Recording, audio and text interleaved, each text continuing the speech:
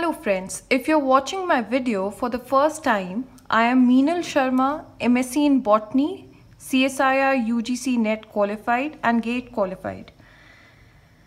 So, इस video में हम GATE 2021 के बारे में बात करेंगे. इसके फॉर्म्स अभी निकले नहीं हैं, बट ऑफिशियल नोटिफिकेशन निकल गई है. GATE 2021 आपका IIT बॉम्बे कंडक्ट कर रहा है इस बार. Last time I guess IIT Delhi ने किया था. And it is the graduate aptitude test in engineering. आपके गेट का ये फुल फॉर्म है. अब इसके एप्लीकेशन जो फॉर्म है वो आपको सितंबर 14, 2020 से लेकर सितंबर 30, 2020 तक ये अवेलेबल होंगे. इसके बाद भी कुछ डेट्स हैं, कुछ टाइम फ्रेम उन्होंने दे रखा है, बट उसमें आपको लेट फ़ी देनी पड़ेगी. आई गेस वो 500 रुपये की लेट फ़ी है जो आपको पे करनी पड़ेगी.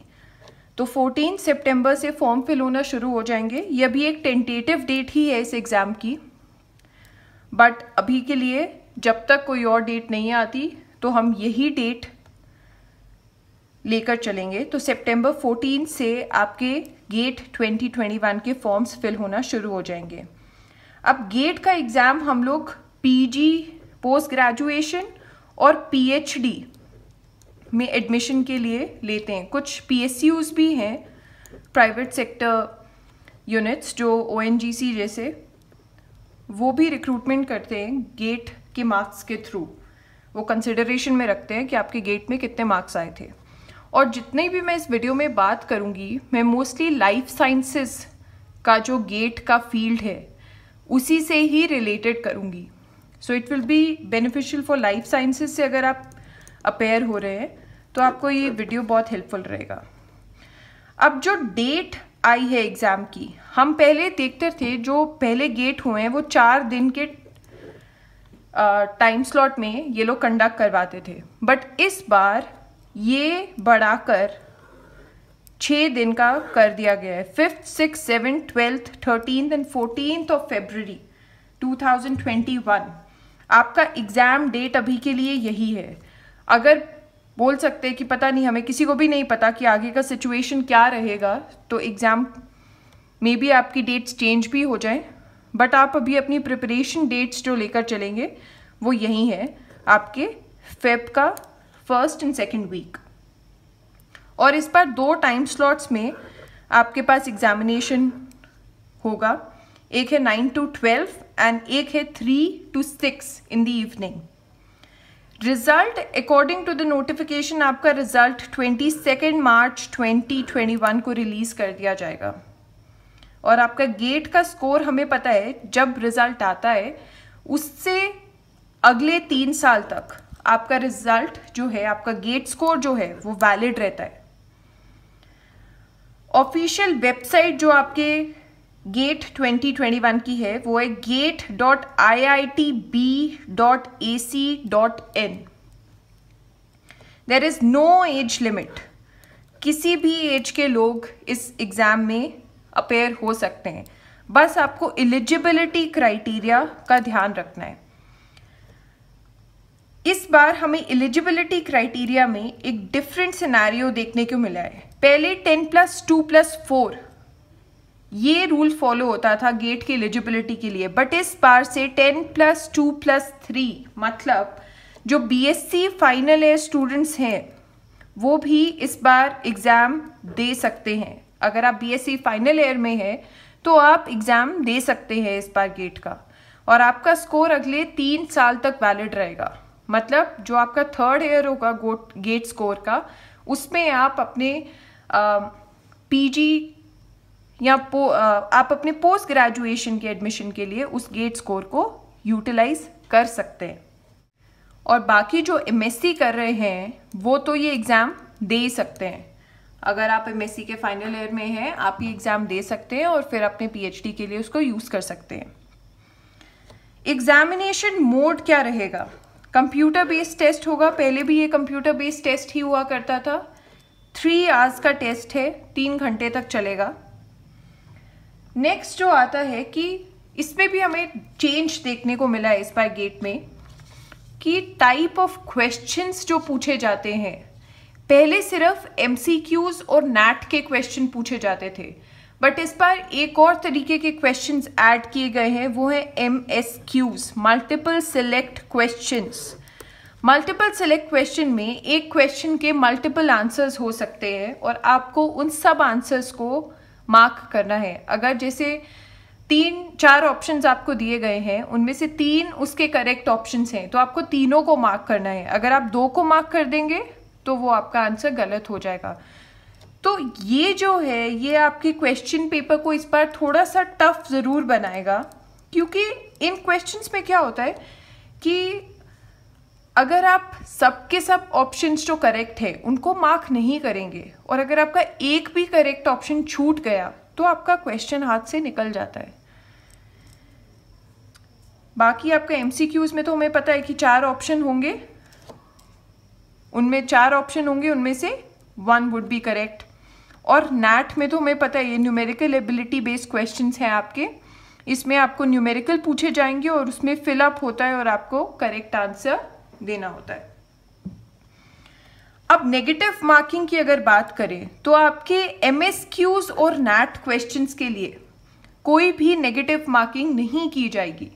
अगर आप उसका करेक्ट आंसर देंगे तो आपको मार्क्स मिल जाएंगे और अगर आप इनकरेक्ट आंसर देंगे तो आपको कोई नेगेटिव मार्किंग भी नहीं होगी, बट मार्क्स भी नहीं मिलेंगे। अब 2 तरीके के क्वेश्चंस पूछे जाते हैं, या तो वो 1 मार्क क्वेश्चन हो सकता है या तो 2 मार्क क्वेश्चन हो सकता है।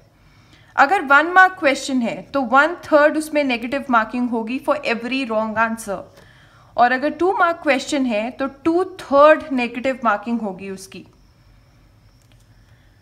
नाउ मैं आपको सेक्शंस बताती हूँ कि अगर आप लाइफ साइंसेस, जिसका कोड XL है, अगर आप इस कैटेगरी से अपेयर हो रहे हैं तो आपको क्या सेक्शंस देखने को मिलेंगी क्वेश्चन पेपर में।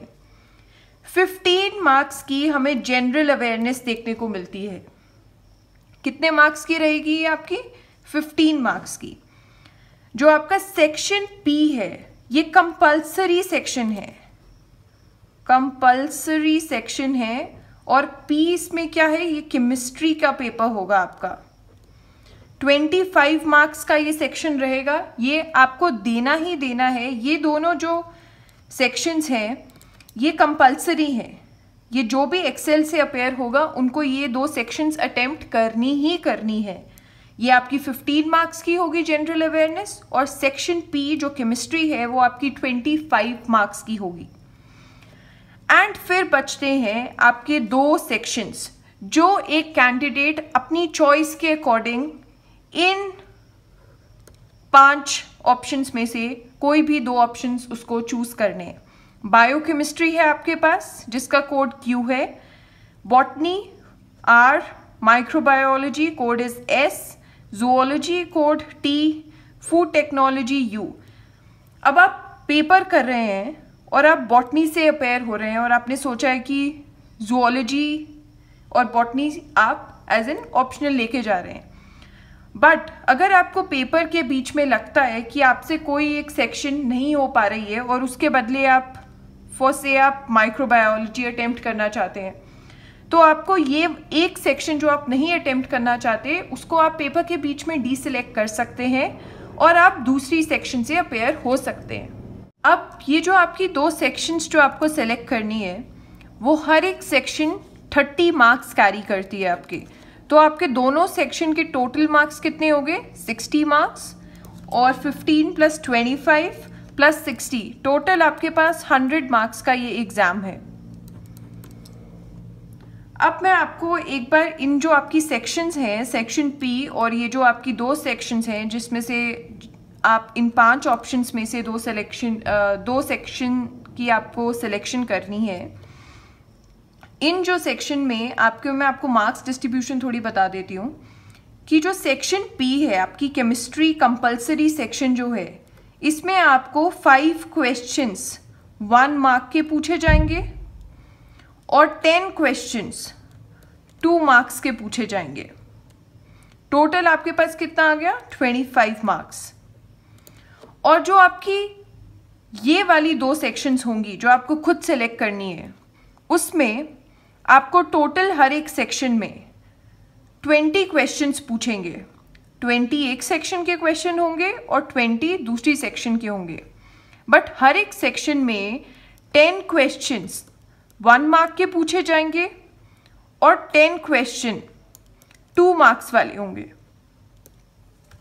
सेम आपका इस सेक्शन में भी होगा कि 10 क्वेश्चन आपके 1 मार्क वाले होंगे और 10 क्वेश्चंस आपके 2 मार्क्स वाले होंगे। तो ये भी आपकी सेक्शन 30 मार्क्स की बन गई, ये भी 30 मार्क्स की बन गई। आप कोई भी सेक्शन इन 5 में से 2 कोई भी अटेम्प्ट कर सकते हैं इस बार। बट एक और नया रूल ऐड हुआ है, आपको एक और नई मॉडिफिकेशन दिख रही है गेट 2021 में, कि अगर आप एक्सेल से अपेयर हो रहे हैं तो आप एक और एग्जाम दे सकते हैं। और उसके लिए उन्होंने पहले ही कोड बनाए कि अगर एक बच्चा एक्सेल कैटेगरी उसकी प्राइमरी कैटेगरी है, कि मतलब मुझे पता है कि मुझे एक्सेल से तो एग्जाम देना ही देना है, बट अगर मैं चाहती हूं कि मैं किसी और कैटेगरी से भी एग्जाम दूं तो इस बार वो हो सकता है। बट एक्सेल वालों के लिए सिर्फ 3 कैटेगरीज अलाउड हैं। एक है बायोमेडिकल इंजीनियरिंग, एक है बायोटेक्नोलॉजी और एक है केमिस्ट्री। आप इसका भी पेपर दे सकते हैं और आप इन तीनों में से कोई एक भी चूज कर सकते हैं, बट आपको दोनों के एप्लीकेशन फॉर्म अलग अलग फिल करने पड़ेंगे।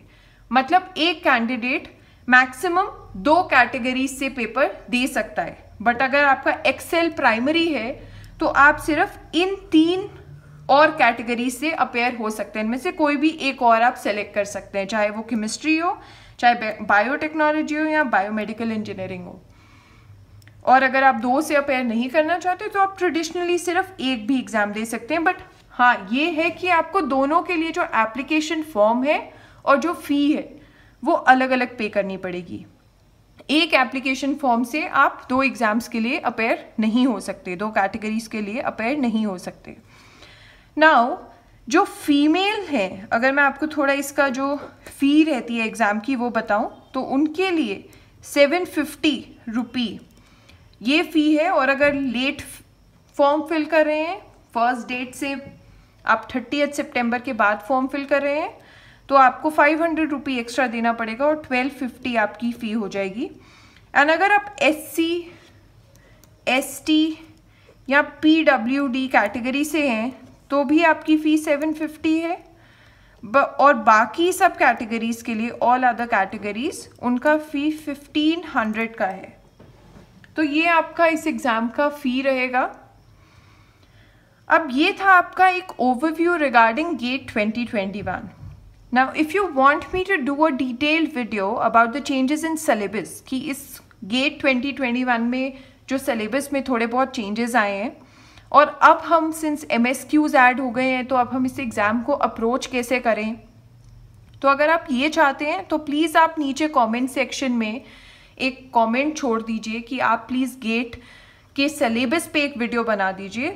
तो मैं आपको ये भी बता दूंगी कि आपके फोकस एरियाज क्या रहेंगे उस सिलेबस में, आप कैसे अप्रोच करोगे गेट 2021 को, तो हम उस पर एक सेपरेट वीडियो कर लेंगे। नाउ एक और थोड़े से मैं आपके जो यूजुअली एक बच्चे के दिमाग में क्वेश्चंस आते हैं जब वो गेट 2021 की प्रिपरेशन कर रहा होता है, कि क्या ये एग्ज़ाम सेल्फ स्टडी से क्लियर हो सकता है। तो हाँ, डेफिनेटली ये एग्ज़ाम बहुत आराम से सेल्फ स्टडी से क्लियर हो सकता है। एंड अभी तो हमारे पास बहुत ही ज़्यादा टाइम है इस एग्ज़ाम के लिए प्रिपेयर करने का।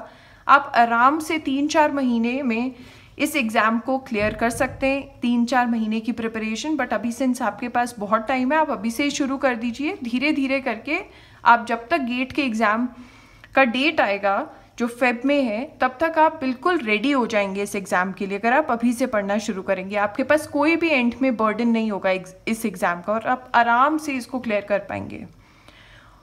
और अगर मैं बोलूँ इस एग्ज़ाम के लिए क्या क्वालिटीज़ होनी चाहिए, क्या एक एवरेज बच्चा इस एग्ज़ाम को क्लियर कर सकता है? ज़रूर कर सकता है, क्योंकि इसके लिए सिर्फ आपको कॉन्सेप्ट जो है आपका वो क्लियर होना चाहिए और एक बेसिक नॉलेज, यही ट्रेट है जो इस एग्ज़ाम के लिए चाहिए, कि आपका बेसिक्स क्लियर होने चाहिए, आपके कॉन्सेप्ट्स क्लियर होने चाहिए। काफ़ी स्ट्रेट फॉरवर्ड आज तक जो गेट में देखा गया है, काफ़ी ज़्यादा क्वांटिटी क्वेश्चंस की ऐसे होती है जो थ्योरेटिकल होते हैं और बहुत स्ट्रेट फॉरवर्ड क्वेश्चंस होते हैं। इतना कोई उनमें दिमाग नहीं ज़्यादा लगता है अगर आपके कॉन्सेप्ट्स क्लियर हैं। तो कॉन्सेप्ट्स पे ही ध्यान देना है इसमें कि आपके कॉन्सेप्ट्स, आपके बेसिक्स क्लियर हो। और ये एग्ज़ाम आपका नेट के एग्ज़ाम से, एटलीस्ट मुझे ये एग्ज़ाम उससे काफ़ी इजी लगा था। उसमें काफ़ी कॉन्सेप्चुअल क्वेश्चंस होते हैं और आप सेक्शन सी में CSIR नेट में देखते हैं कि काफ़ी लॉन्ग क्वेश्चंस भी पूछे जाते हैं जो बच्चों को कंफ्यूज करने के लिए होते हैं यूजुअली। बट इस एग्ज़ाम में आपको वैसा कुछ नहीं मिलेगा। छोटे छोटे क्वेश्चंस होते हैं, डायरेक्ट क्वेश्चंस होते हैं। आपके पास कॉन्सेप्ट क्लियर होने चाहिए और आप आराम से उनके आंसर्स दे सकते हैं। प्लस बाकी अगर आपको कोई भी इसमें गेट 2021 के रिगार्डिंग अगर आपको कुछ भी इंफॉर्मेशन चाहिए, आप कमेंट कर दीजिए नीचे and I will consider it, और फिर हम उस पर भी वीडियो कर लेंगे। So I hope you like this video, and if you do, then please share, subscribe and like this video, and also share it to as many people as you can from this field so that ये उनको भी help करे. Thank you.